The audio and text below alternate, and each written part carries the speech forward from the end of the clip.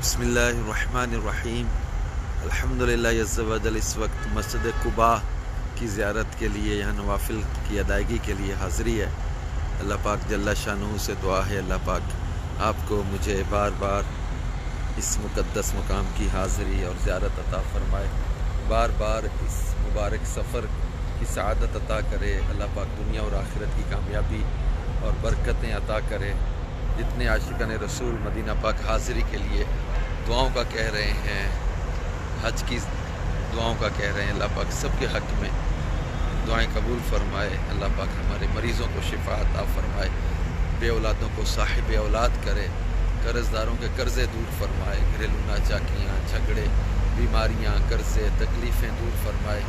اللہ پاک پیارے حبیب صلی اللہ تعالی علیہ وسلم کا صدقہ دنیا اور آخرت کی کامیابی عطا فرمائے۔ ماشاءاللہ یہ مقدس مقام ہمیں نبی پاک صلی اللہ تعالی علیہ وآلہ وسلم کی ہجرت کی یاد دلاتا ہے۔ یہ بستی جہاں نبی پاک صلی اللہ علیہ وآلہ وسلم نے ہجرت کے موقع پر یہاں 14 دن قیام فرمایا، اور پھر یہاں اسلام کی پہلی مسجد یہ مسجد قباء بنی۔ اللہ پاک ہمیں بھی مسجدوں کی خدمت کا جذبہ عطا فرمائے، مسجدوں سے پیار نصیب فرمائے، مسجدوں کی تعمیر میں حصہ لینے کا جذبہ دے، دعوت اسلامی کی مجلس سے خدام المساجد کا ساتھ دیتے رہیں۔ انشاءاللہ عز و جل برکتیں ملیں گی، کیونکہ مسجد بنانا، مسجدوں کو آباد کرنا، مسجدوں سے محبت کرنا، مسجدوں کی خدمت کرنا، یہ دنیا اور آخرت کی برکتوں کا ذریعہ ہے۔ اور محبت مسجد جو ہے وہ ایمان کامل کی نشانیوں میں سے بھی ہے۔ جس کو دیکھو کہ مسجد سے محبت کرتا ہے اس کے ایمان کی گواہی دو۔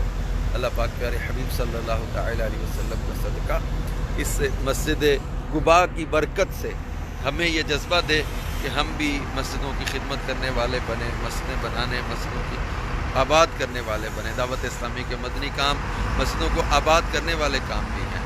اس کے ذریعے جو ہے وہ مختلف موقعوں پر آپ دیکھتے ہیں کہ اجتماع ہوتے ہیں، مدنی قافلے مسجدوں میں ٹھہرتے ہیں، پھر اسی طرح ہمارے بعد فجر مدنی حلقہ ہوتا ہے، علاقائی دورہ جو ہوتا ہے اس میں بھی لوگوں کو مسجد میں لایا جاتا ہے، اور بھی الحمدللہ دعوت اسلامی کے کام مسجدوں کو آباد کرنے والے کام ہیں۔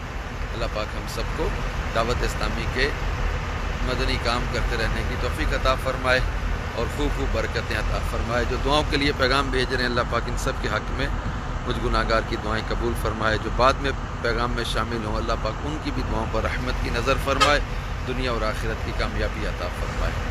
صلو علی الحبیب صلی اللہ تعالی علی محمد صلی اللہ تعالی علیہ وآلہ وسلم۔ آج چونکہ ہفتہ ہے اور ہفتے کو فجر کی نماز کے کچھ دیر بعد رونق ہوتی ہے، یہاں رش ہو جاتا ہے ماشاءاللہ۔ زائرین کی ایک بڑی تعداد جو ہے وہ مسجد قباء کی حاضری کے لیے فجر کے بعد جو ہے وہ یہاں قباء میں حاضر ہوتے ہیں۔ اللہ پاک ہمیں بھی بار بار عطا فرمائے، آپ سب کو بھی اللہ پاک عطا فرمائے۔